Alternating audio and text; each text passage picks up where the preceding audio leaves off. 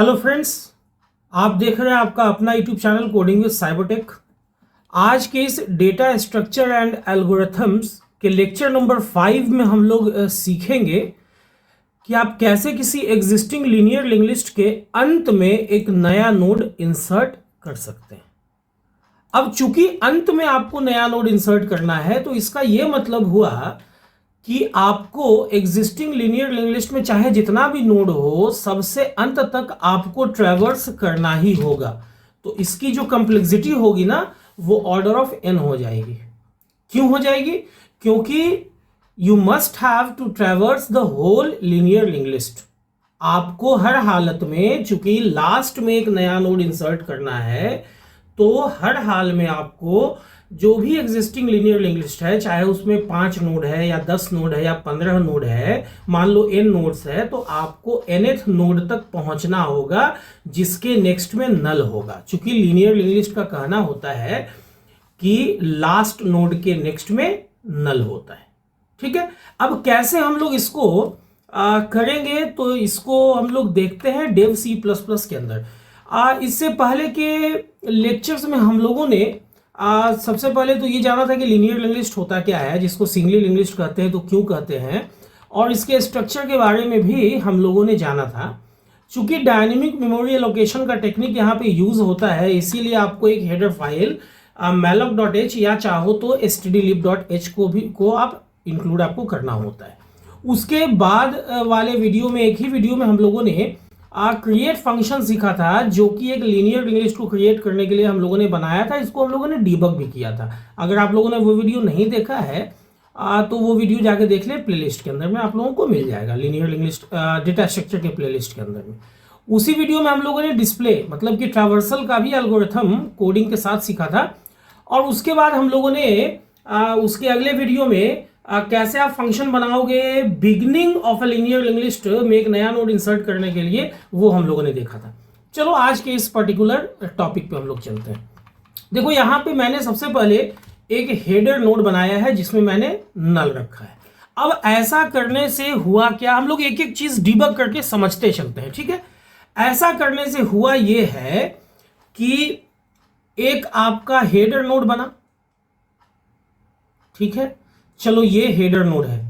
फिलहाल इस header node में नल है, नल को मैं ब्लैंक ही रहने देता हूं। ठीक है, अब इसके बाद अगर मैं डिस्प्ले करना चाहूं, डिस्प्ले को अगर मैं कॉल कर दूं तो कोई बात नहीं, यहां से कंट्रोल ट्रांसफर हो जाएगा और डिस्प्ले फंक्शन कॉल होगा, हेडर का वैल्यू डी में चला जाएगा। ये सब चीज हम लोगों ने सीखा था। अब डी में हेडर का वैल्यू जा रहा है और इस वक्त हेडर का वैल्यू नल है, तो चूंकि डी में भी नल ही आएगा, चूंकि हेडर का वैल्यू आ रहा है, तो ये मैसेज प्रिंट करके कि the linear link list is empty, यहां से रिटर्न हो जाएगा। सिंपल सी बात है। लेकिन अगर एम्प्टी नहीं होता है तो लास्ट तक लूप चलेगा while D is not equal to null, और एक एक नोड आगे बढ़ते रहेगा डी इक्वल्स डी नेक्स्ट की वजह से, और हर न्यू लाइन में प्रिंट होता रहेगा डी का डाटा। यहाँ पे परसेंट डी मैंने इसलिए लिखा है क्योंकि देखो यहाँ पे INT टाइप मैंने डेटा ले रखा है। ठीक है, तो अभी अगर सपोज कि यहां से क्रिएट कॉल होता है, ठीक है, यहां से क्रिएट कॉल होता है, तो क्रिएट कॉल जब होगा तो हेडर का वैल्यू जो कि फिलहाल नल है वो चला जाएगा क्रिएट के अंदर के डमी आर्गुमेंट में, जिसको फॉर्मल आर्गुमेंट भी बोलते हैं, मतलब सी में। और फाइनली जो भी लीनियर लिंक लिस्ट बनेगा वहां का जो बेस वैल्यू है, मतलब कि जो फर्स्ट नोड का एड्रेस है ना, बेस एड्रेस जो है वो हेड के थ्रू वापस हेडर में चला आएगा। मतलब अगर हम लोग ग्राफिकली रिप्रेजेंटेशन की बात करें तो कुछ ऐसा आपको देखने को मिलेगा कि भाई ये एक नोड बना, मान लो यहाँ पे 10 है। अब इसके बाद यूजर ने फिर अगला नोड बनाया, तो सपोज यहाँ पे यूजर ने 15 डाला। ठीक है, उसके बाद सपोज फिर इसके बाद डाल दिया यूजर ने 67, तो यहाँ 67 है, और मान लो कि यहाँ पे नल है। यूजर ने कहा कि भाई इसके बाद अब मुझे नोड इंसर्ट नहीं करना है। तो ये इंसर्ट वाले वीडियो में ये चीज हम लोगों ने सीखा था। आज का मोटिव है कि ये जो 67 है ना, इसके बाद हम लोगों को एक नोड इंसर्ट करना है। ठीक है, तो यहां पे मैंने ऑलरेडी मैसेज दे दिया है कि press any key to insert a node at the end of a linear link list, और उसके बाद वेट करने के लिए मैंने गेट ch लगा दिया है। अब चूंकि समझिए बात, लास्ट में ऐड हो रहा है तो हेडर के वैल्यू में कोई चेंजेस नहीं हो रहा है। हेडर अभी जहां पॉइंट कर रहा है वही फर्स्ट नोड है। एक नया नोड अगर इसके बाद 67 के बाद इंसर्ट होता भी है तो भी पहला नोड ये 10 है, यही रहेगा। इसका मतलब ये हुआ ना कि अगर मैं इंस लास्ट ऐसा लिखूं, इंस लास्ट या ऐड लास्ट, कुछ किसी भी नाम से आप फंक्शन बना सकते हो, यहां अगर मैं हेडर को पास कर दूं तो मुझे रिटर्न में कोई एड्रेस लेने की जरूरत नहीं है और उसके बाद मैं डिस्प कर देता हूं हेडर। ओके, ठीक है। तो अब आपको एक फंक्शन बनाना होगा इंस लास्ट नाम से, जिसका रिटर्न टाइप वाइड होगा, वाइड इंस लास्ट। और मान लो कि यहां पे हेडर के वैल्यू को रखने के लिए आप एक डमी मतलब कि फॉर्मल आर्गुमेंट लेते हो, स्ट्रक्ट लिस्ट एस्ट्रिक मान लो आई, ठीक है। तो ऐसा करने से क्या हो रहा है, ध्यान से समझना इस चीज को। जब ये फंक्शन कॉल हो रहा है ना तो आई नाम का एक लोकल वेरिएबल बन रहा है। ये लोकल वेरिएबल भी वही पॉइंट कर रहा है जहां पे हेडर पॉइंट कर रहा है, चूंकि हेडर का वैल्यू ही आई में आया है। तो सबसे पहले एक चीज तो आप लोग जान लो कि इंस लास्ट में जब मैंने हेडर को पास किया है तो ये आपका पास या कॉल बाय वैल्यू है, ठीक है। सिमिलरली ये डिस्प के अंदर भी जब आप हेडर पास कर रहे हो ना तो ये भी पास या कॉल बाय वैल्यू ही है। मैंने इससे पहले वाले वीडियोस में भी ये चीज बताया है। अब सबसे पहला चीज क्या है, आपको यहां कोड लिखना होगा, code to reach at the last node, ठीक है। सबसे पहले भाई समझो ना, लॉजिकली समझो कि अभी आई कहां है। तो अभी आपका जो आई है ये पहले नोड पे है और आपको ऐड कहां करना है, बिल्कुल 67 के बाद। ये जो n है ये ओवरराइट होगा, यहां एक नोड ऐड होगा। तो पहले इस i को जो कि फर्स्ट नोड पे है इसको मुझे लास्ट नोड पे पहुंचाना होगा। तो अब आप यहां कोड लिखोगे ना, to reach at the last node, वो कोड क्या होगा, लूप ही होगा, है ना। तो मैं ऐसा करता हूं, यहां पे लिख देता हूं कोड के जगह पर लूप। अब कैसे हम लोग पहचानेंगे, इससे समझना है। लास्ट नोड कौन सा नोड है, तो वो नोड जिसके नेक्स्ट में नल है वही लास्ट नोड है। तो मैं यहां लिखता हूं while I next is not equals to null, तब तक आई को आई नेक्स्ट करते रहो। ये आई इक्वल्स आई नेक्स्ट का मतलब होता है move to the next node, है ना। तो इस लूप से ये जब लूप कंप्लीटली चल चुका होगा तो पता है क्या होगा, ये जो आई पहले नोड पे है अभी चेक हो रहा है कि क्या आई जहां पॉइंट कर रहा है क्या उसके नेक्स्ट में नल है, यहां पे तो नहीं है। तो आई इक्वल आई नेक्स्ट हुआ, अब आई यहां पहुंच गया। अब चेक हुआ कि क्या आई अब जहां पॉइंट कर रहा है क्या उसके नेक्स्ट में नल है, यहां भी नहीं था, यहां भी नहीं है। फिर आई इक्वल्स आई नेक्स्ट हुआ, ये आई यहां पहुंचा। अब चेक हुआ कि क्या अब आई जहां पॉइंट कर रहा है उसके नेक्स्ट में नल है, तो हाँ, यहां पे जाके कंडीशन सही हो गया। तो अब देखो आप ध्यान से, आई कहां है, लास्ट नोड में। तो अब मैं यहां लिखता हूं कि आई के नेक्स्ट में जिसमें कि नल है, अब देखो एक्सप्लिसिट टाइप कास्ट करता हूं। इतना तो आप लोगों को पता चल चुका होगा अगर आप लोग रेगुलर मेरे इस प्लेलिस्ट को, डीएसए के प्लेलिस्ट को अगर आप लोग देख रहे होगे, इसके वीडियोस को देख रहे होगे। Struct list asterisk malloc size of struct list. तो ये जब कोड रन करेगा तो इसके वजह से क्या ग्राफिकल रिप्रेजेंटेशन होगा, ये नल यहां खत्म हो जाएगा और एक जो नया नोड बनेगा ना, ये जो नया नोड बन रहा है, ये जो नया नोड बना जिसमें दो सेक्शन है, डाटा और नेक्स्ट वहां पॉइंट करने लगेगा। लेकिन अभी भी आई कहां है भाई, तो अभी भी आई पहले वाले लास्ट नोड में है जो कि अब का सेकेंड लास्ट नोड है।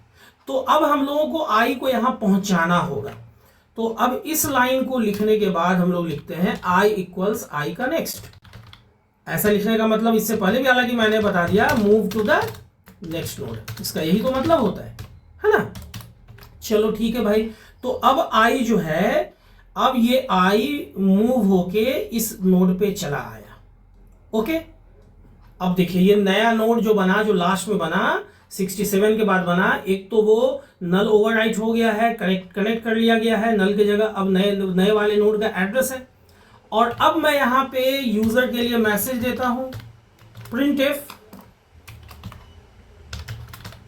Inter data for the last node, okay.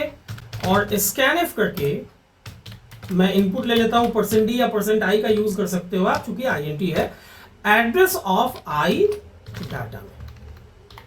और चूंकि ये लास्ट नोड है तो i के नेक्स्ट में हम लोग नल असाइन कर लेते हैं, इस वजह से क्योंकि लीनियर लिंग्विस्टिक्स का कॉन्सेप्ट है कि लास्ट नोड के नेक्स्ट में क्या होना चाहिए, नल होना चाहिए। तो अब मान लो यूजर जब ये मैसेज पढ़ता है inter data for the last node, तो मान लो वो 9 डालता है, 9 आ गया, और यहां क्या आ गया, यहां आ गया नल, ओके। अब यहां से आपको कुछ भी रिटर्न नहीं करना है, क्योंकि रिटर्न टाइप वॉइड है।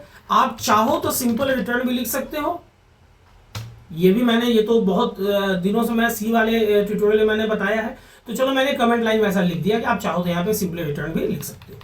अब रही बात इसको एग्जीक्यूट करा के देखने की, तो चलो हम लोग एग्जीक्यूट कराते हैं, कंपाइल एंड रन। अब देखो आउटपुट ध्यान से, बहुत लॉजिकल क्वेश्चन है और ये अक्सर BCA MCA BTech के स्टूडेंट्स के लिए पूछा जाता है, और डेटा स्ट्रक्चर के इंपॉर्टेंस के बारे में मैंने वैसे ही बताया है कि अक्सर इंटरव्यू में पूछा जाता है। चलो यहाँ पे मान लो मैंने शुरू में 100 डाला, ये 100 पहला नोड है, और नोड डालना ये पूछ रहा है, बिल्कुल डालना है जी 120, और नोड डालना है, हाँ जी 23, और नोड डालना है बिल्कुल 56, अब नहीं डालना है। चलो अभी तक तो जो भी मैंने नोड डाला 100, 120, 23, 56 आ गया, यहां तक तो ये लीनियर लिस्ट का क्रिएट फंक्शन और डिस्प फंक्शन रन किया। लेकिन अब देखो मैंने मैसेज दिया था, press any key to insert a node at the end of a linear link list, LLL का मतलब लीनियर लिंक लिस्ट, शॉर्ट में मैंने लिख दिया है। अब यहाँ पे देखो जैसे ही मैंने इंटर प्रेस किया, या कोई भी की मैं प्रेस करता हूँ, आप भी कोई भी की प्रेस करना, चूंकि गेट सी उसके बाद लगा हुआ है, तो अब यहाँ पे मैसेज आएगा inter data for the last node. मान लो मैंने 59 डाला, तो अब इस 59 को कहाँ आना चाहिए, 56 के बाद। ये देखो ये जो 59 है, ये 59 56 के बाद आ रहा है, इसका मतलब है कि अपना ये एल्गोरिथम सही से काम कर दिया। यहाँ पे मैंने समझाने के समय में कुछ अलग अलग वैल्यू लिया था, उससे कोई मतलब नहीं है, वो तो सेम वैल्यू भी हो सकता है ना, तो मैंने अपने इस टाइम ले लिया। तो उम्मीद करता हूं कि अब आप लोग भी बहुत आसानी से DSA के इस पर्टिकुलर टॉपिक के सब टॉपिक में, टॉपिक क्या है भाई DSA का, लीनियर लिंक लिस्ट, इसका सब टॉपिक क्या है कि how to insert a node at the end of a linear link list. आप आराम से अब इसका कोड लिख सकोगे। इसमें ध्यान देना, जो कॉम्प्लेक्सिटी होती है, टाइम कॉम्प्लेक्सिटी, वो ऑर्डर ऑफ n होती है, इसलिए होती है क्योंकि आपको पूरे एग्जिस्टिंग लीनियर लिंक लिस्ट के लास्ट तक पहुंचना पड़ता है। हाँ, ये ऑर्डर ऑफ 1 तब हो सकता है, ये चीज भी याद रखना, ये ऑर्डर ऑफ 1 कब होगा, when the linear link list is empty, otherwise ये ऑर्डर ऑफ n होगा, ऑर्डर ऑफ n हमेशा होगा, ठीक है। तो ये चीज ध्यान देना। उम्मीद करता हूं कि ये वीडियो आप लोगों को अच्छी लगी होगी, इंफॉर्मेटिव लगी होगी। अगर इस ढंग के वीडियो में इंटरेस्ट रखते हैं और वीडियो इस पर्टिकुलर चैनल का पसंद आता है, तो चैनल को सब्सक्राइब करके बेल बटन को हिट करना ना भूलें, ताकि जो भी वीडियो मैं अपलोड करूं और उसका नोटिफिकेशन आप लोगों से मिस ना हो, ताकि वीडियो मिस ना हो। वीडियो के अंत तक बने रहने के लिए आप लोगों का बहुत बहुत शुक्रिया, धन्यवाद, थैंक्स अ लॉट।